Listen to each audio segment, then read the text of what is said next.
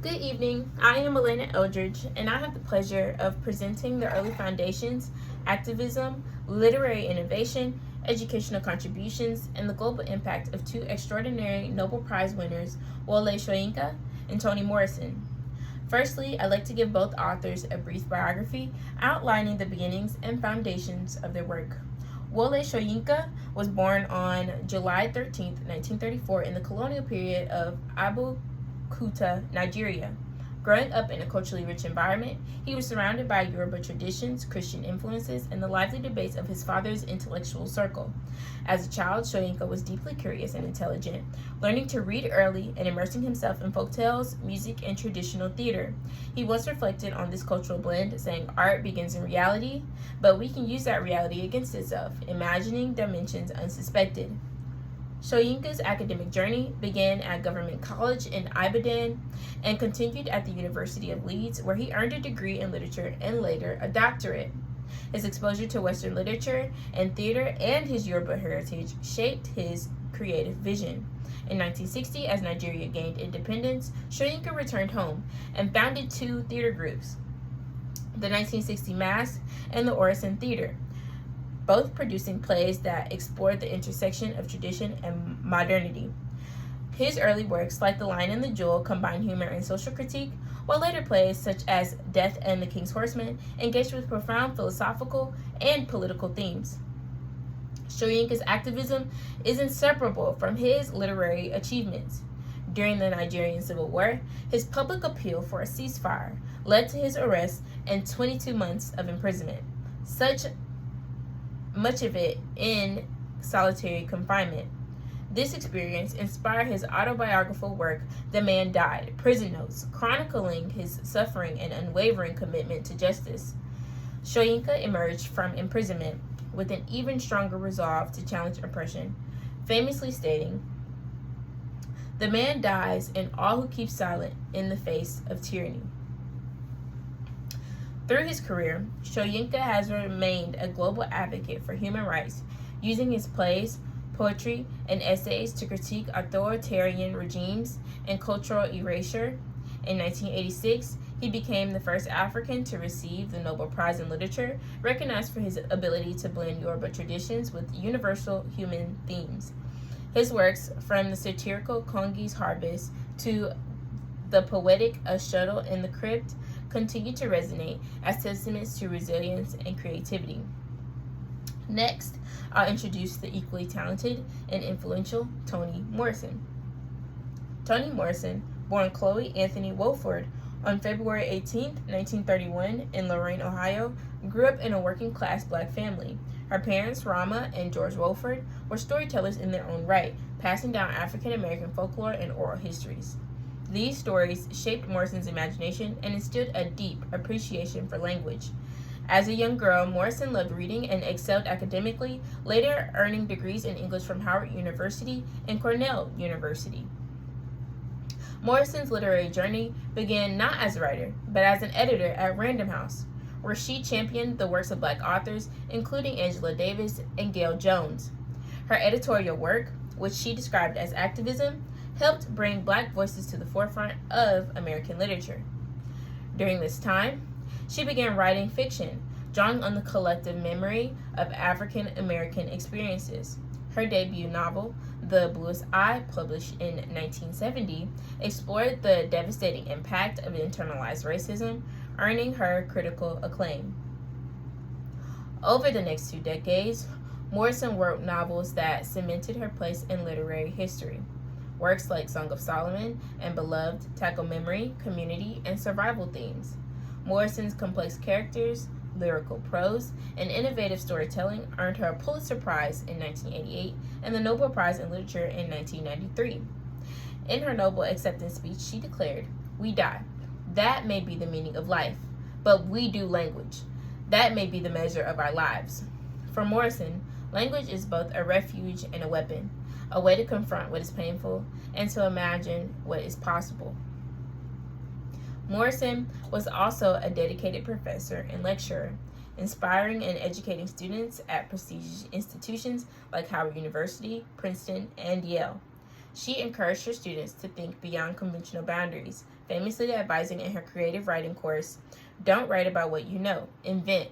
As an intellectual and public figure, Morrison was unapologetically committed to centering Black experiences and dismantling oppressive narratives. She once said, "I didn't want to speak for Black people. I wanted to speak to and be among them."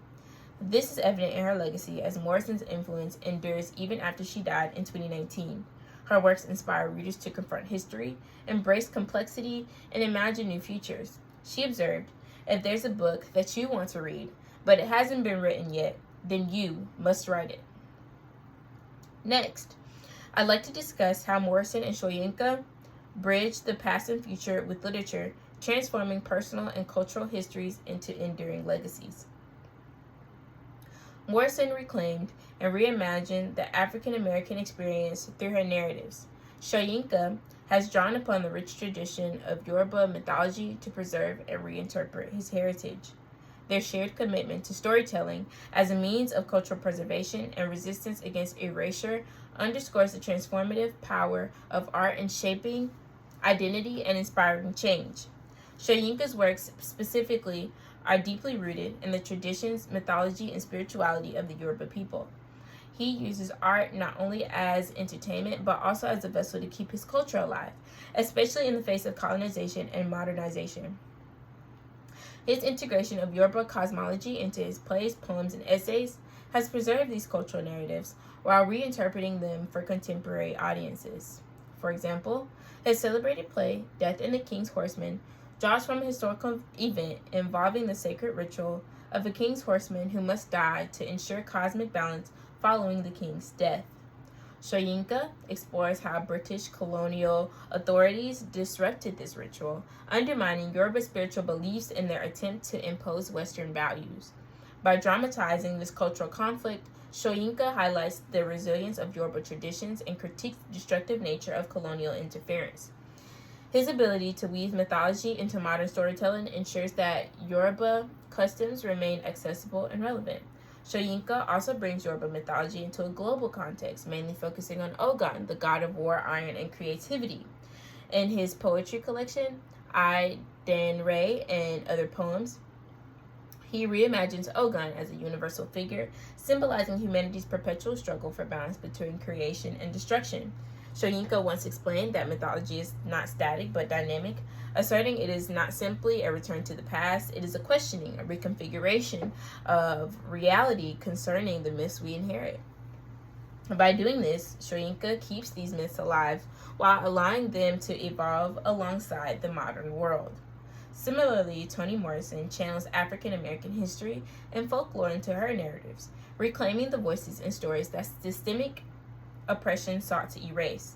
Both authors use their works to bridge cultural traditions with contemporary realities, ensuring their heritage remains vibrant and relevant for future generations. Toni Morrison's works archive African American history, capturing her community's experiences, folklores, and struggle.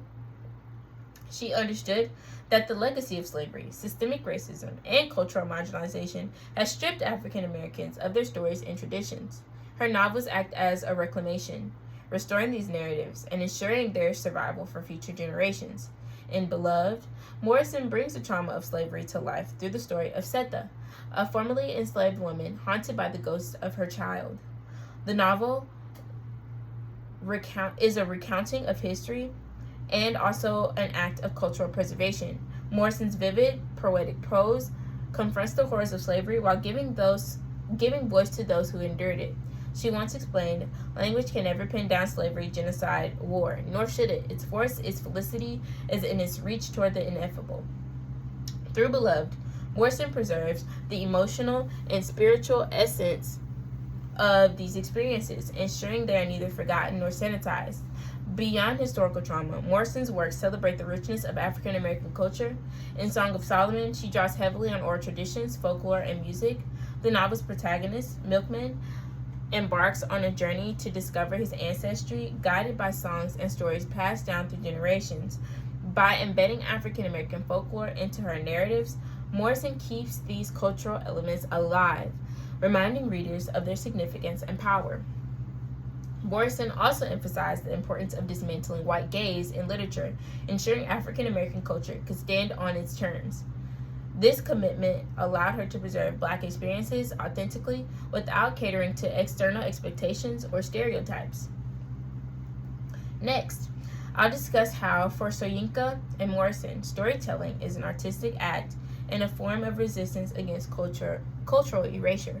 Soyinka's use of Yoruba tradition challenges the homogenizing forces of colonialism, while Morrison's focus on African American experiences confronts the silencing effects of systemic racism. Both authors understand that preserving culture is more than about documenting the past. It's about ensuring that traditions, identities, and histories remain active and influential in shaping the future. In Soyinka's A Dance of the Forest, performed during Nigeria's independence celebration, he warns that the nation must not romanticize its past or forget its lessons. The play features spirits of the dead and the unborn, connecting Yoruba beliefs about the cyclical nature of time with a contemporary call to accountability. For both writers, preserving culture involves actively resisting the forces threatening survival. Additionally, Soyinka and Morrison's works remind us that culture must be nurtured, protected, and reimagined. Their literature ensures that future generations inherit the richness of their heritage. Soyinka's Yoruba cosmology and Morrison's African American storytelling stand as monuments to resilience, resistance, and the transformative power of narrative. As readers, scholars, and advocates, we are called to engage with their works as texts and cultural artifacts. The myths, stories, and histories they preserved are not relics of a bygone era. They're tools for understanding who we are and envisioning who we might become. Through their preservation of culture, both Soyinka and Morrison invite us to take up the mantle of storytelling, ensuring that no voice is ever silenced. One of the most compelling themes in the works of Wole Soyinka and Toni Morrison is their exploration of identity and self-definition. Both authors delve deeply into the tension between individual identity and communal belonging, grappling with how cultural, historical, and political forces shape who we are. Their characters and narratives challenge us to think about how we define ourselves, assert autonomy, and navigate the complex interplay between personal and collective histories. Next, I will discuss how both authors' interrogation of the importance of identity and their impacts on Black identity formation and resistance against oppressive systems. Soyinka also interrogates the impact of colonialism on identity. In works like A Dance of the Forest, he portrays characters caught between the pull of traditional African values and the impositions of Western norms. This duality reflects Nigeria's post-colonial struggle to define itself, a theme Soyinka personalizes through the characters who must navigate fractured identities. He observed, what exists beyond the human mind and human sensibilities must also be a part of the way we understand ourselves. For Soyinka, self-definition is a continuous process of reconciling one's desires, cultural heritage, and broader existential questions. While Soyinka focuses on the interplay between individual and communal roles, Toni Morrison's work zeroes in on the reclamation of identity in the face of systemic erasure. Her characters live in a world that denies them the right to self-definition, and their journeys often involve rediscovering their humanity and worth outside the oppressive frameworks imposed upon them. In Beloved, Setha struggles to define herself beyond the trauma of slavery. Haunted by her past, she must reconcile her identity as a mother with her choices to protect her children. Morrison's portrayal of Setha emphasizes how historical oppression can fracture identity and highlights the resilience needed to reclaim it. Morrison once said, "Slavery broke the world in half. It broke it into fragments that we must put back together." Through Setha's story, Morrison illustrates the transformative power of reclaiming one's narrative and forging an identity transcending victimhood. Morrison's work also critiques the white gaze and its influence on Black identity. In The Bluest Eye, Pecola Breedlove internalizes societal standards of beauty that seek to devalue her Blackness, leading to her psychological unraveling. Morrison challenges this dynamic by presenting Pecola's strategy as a product of systemic racism, compelling readers to question how societal expectations shape individual self-worth. Her writing asserts that true self-definition comes from rejecting these oppressive frameworks. She claims space for authentic self-expression and identity formation by centering Black voices. Both Soyinka and Morrison emphasize that identity is not created in isolation. It is a dynamic interplay between personal experiences and the collective histories that shape them. Soyinka's characters navigate the tension between individuality and cultural duty, while Morrison's characters reclaim their identities from the fragmentation caused by historical trauma. Their works also invite readers to examine how identity evolves. Through language, we articulate who we are, who we've been, and who we hope to become. For both authors, self-definition is an act of resistance. Soyinka's characters challenge the impositions of colonial and authoritarian systems, while Morrison's characters defy social attempts to dehumanize and erase them. Both emphasize the importance of agency in shaping identity, urging us to reject external constraints and embrace the complexity of who we are. Morrison encapsulates this sentiment in her novel, Jazz. She says, "What's the world for you if you can't make it up the way you want it?" Similarly, Soyinka's works call on individuals to assert their humanity and dignity in the face of oppression. Engaging with their character struggles reminds us that identity is a continual act of creation and recreation. Both Soyinka and Morrison teach us that to define oneself is to resist. It is to preserve cultural heritage while imagining a future untethered by the limitations of the past. Their powerful narratives offer us a blueprint for navigating the complexities of identity in the world that seeks to dictate who we should be. Furthermore, Wole Soyinka and Toni Morrison are not just storytellers. They are literary innovators who have redefined narrative art and pushed the boundaries of their respective traditions. Both authors experiment boldly with form, language, and structure, using their craft to mirror the complexity of the human experiences while addressing profound cultural and social questions. Their innovations have not only transformed literature, but also reshaped how we understand storytelling itself. Soyinka's literary innovations lies in his ability to blend traditional Yoruba storytelling elements with modern theatrical forms. Drawing from his heritage, Soyinka incorporates rituals, mythology, and oral traditions into his plays, creating a hybrid style that speaks to both African and global audiences. His works are characterized by what he calls the fourth stage, a concept rooted in Yoruba cosmology that bridges the worlds of the living, the ancestors, and the unborn. This unique perspective allows Soyinka to explore themes of transition, sacrifice, and cosmic balance in ways that transcend conventional storytelling. For example, in Death and the King's Horseman, Soyinka intertwines Yoruba spiritual beliefs with Western dramatic techniques. The play employs poetic language, lyrical dialogue, and the choral interludes reminiscent of Greek tragedy, yet remains firmly grounded in African traditions. Soyinka rejects the imposition of Western norms, asserting the autonomy of African art. Using the traditional forms to engage with contemporary issues, Soyinka revitalizes African storytelling and expands its possibilities. Soyinka's innovation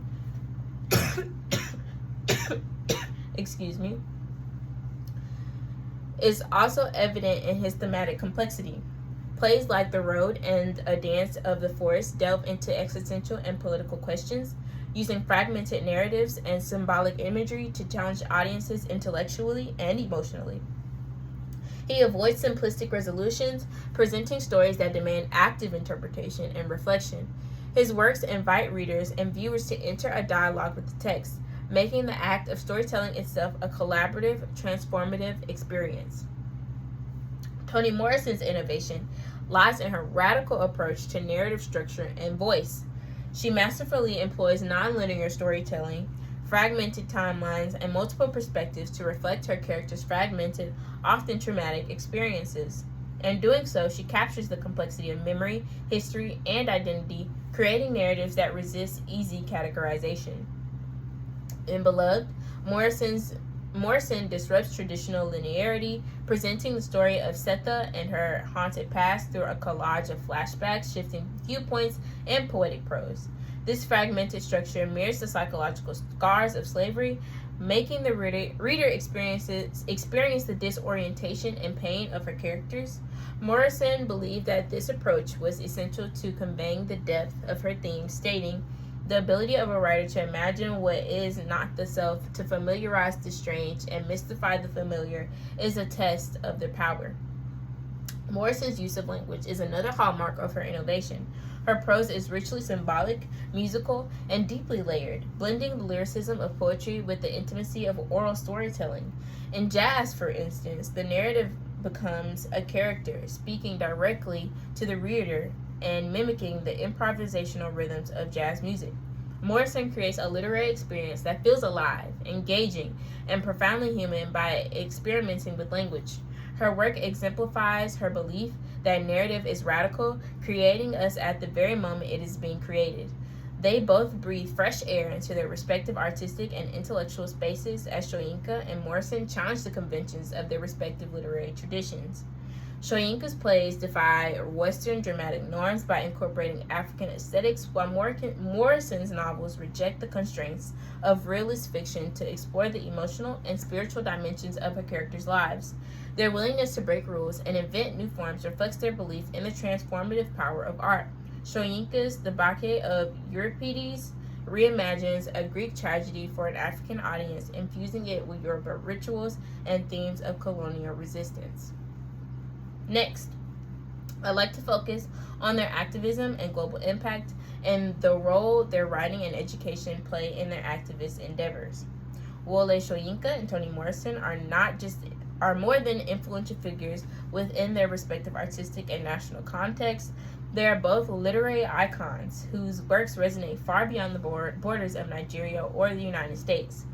Through their art, activism, and unwavering commitment to justice, they have inspired readers, writers, and thinkers worldwide, challenging us to confront societal injustices and reimagine the possibilities of human connection. Soyinka's impact extends far beyond his groundbreaking contributions to African literature. Soyinka became a symbol of the continent's literary excellence and a voice for marginalized communities worldwide. His works have been performed and studied on every continent, offering audiences new ways of understanding the human condition.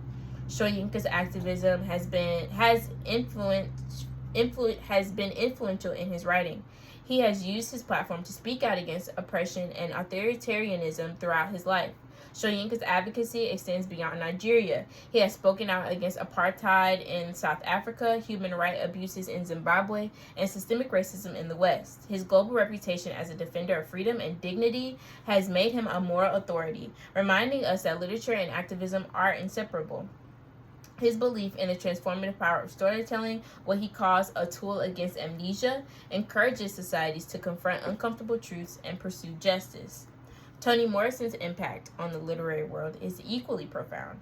As the first Black woman to win the Nobel Prize in Literature in 1993, Morrison broke barriers and inspired generations of writers to center marginalized voices in their work.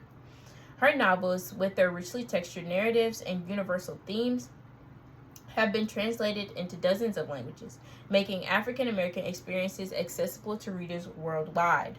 Morrison's ability to address universal questions of identity, memory, and belonging through the lens of Black life has made her a global literary icon.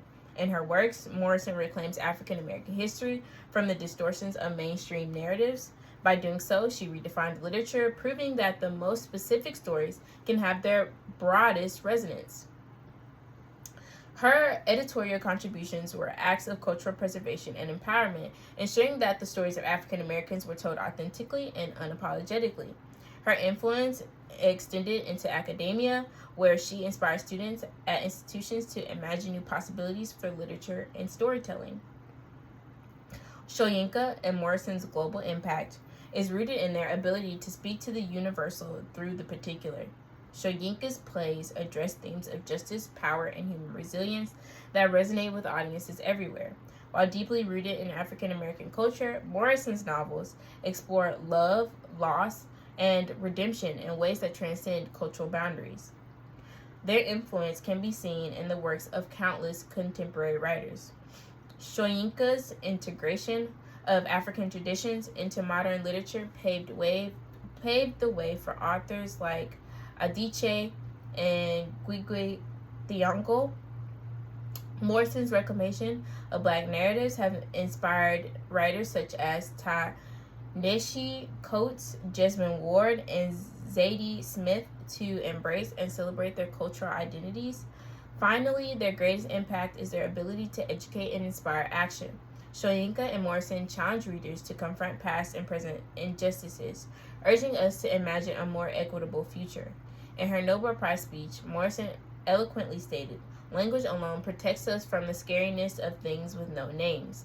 Language alone is mediation." Similarly, Soyinka has said books and all forms of writing are terror to those who wish to suppress the truth. By engaging with their works, we participate in a global dialogue about freedom, identity, and the power of storytelling. Their legacy reminds us that literature is not just a reflection of the world, but a tool for shaping it. As long as their works endure, so will their call for justice and humanity resonate around the globe. Finally, I'd like to highlight their integral roles and contributions to education and its lasting effects. Soyinka and Morrison understood the transformative power of education as a tool for inspiring change. Both authors spent significant portions of their careers as educators, shaping the minds of future generations and encouraging critical thought. Through their works and teaching philosophies, they challenged conventional ideas, empowered marginalized voices, and encouraged readers and students to see literature as an art form and a catalyst for societal transformation. Soyinka's dedication to education is deeply intertwined with his commitment to justice.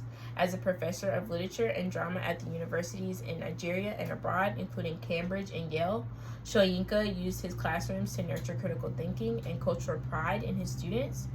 He believed education was essential for understanding the complexities of identity and power, stating education is lacking in most of those who pontificate.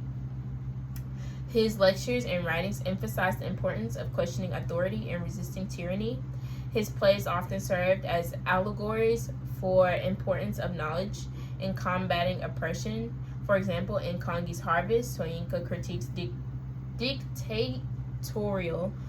dictatorial leadership and highlights the necessity of intellectual and cultural freedom for societal progress. Moreover, Soyinka has inspired countless individuals to view education as a form of resistance.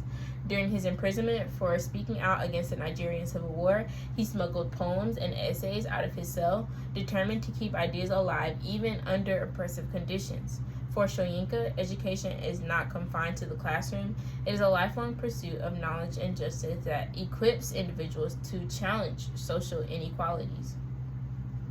Toni Morrison's impact as an educator is equally profound. She encouraged her students to think beyond conventional boundaries as a professor at institutions like Howard, Yale, and Princeton. For Morrison, education was more than transferring knowledge, but empowering students to imagine worlds and possibilities beyond their immediate realities.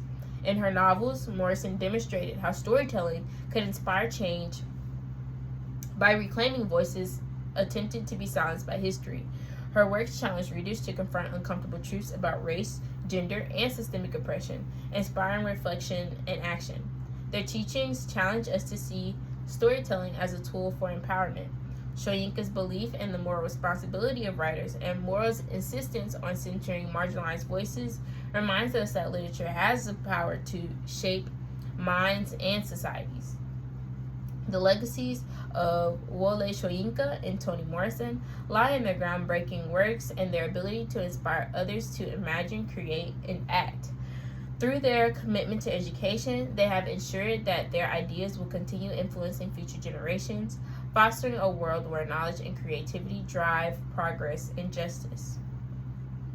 Before I conclude, I want to reflect on how these remarkable authors, Soyinka and Morrison, have touched not only global audiences, but also individuals like myself, seeking to navigate the complexities of identity, culture, and purpose. Their works are not just texts to be read, but experiences to be lived, guides for thinking, feeling, and engaging with the world around us. Their commitment to storytelling reminds us of something essential. Each of us has a role to play in shaping the narratives of our time and our life. Soyinka's belief in using creativity to resist injustice and Morrison's insistence on shedding light on marginalized voices challenge us to think about how to use our talents and voices to confront the injustices around us. I would be remiss not to acknowledge someone who has profoundly shaped my journey with these two authors. A special thank you to you, Dr. Indy, an accomplished author, intellectual, and playwright whose guidance has been integral to my growth. Dr. Indy, you encouraged me as a student to explore the works of Soyinka and Morrison with courage and curiosity. You inspired me to keep learning, keep writing, and to persevere no matter the challenges posed by the social or political climate. You reminded me of the power of self-expression and urged me to use my voice, not timidly but boldly, and for that I am deeply grateful. To listeners, I encourage you to reflect on your narratives and your own stories. What lessons have shaped you? What voices have inspired you? As Soyinka and Morrison teach us, our stories have the power to preserve culture, challenge injustice, and inspire change. Thank you.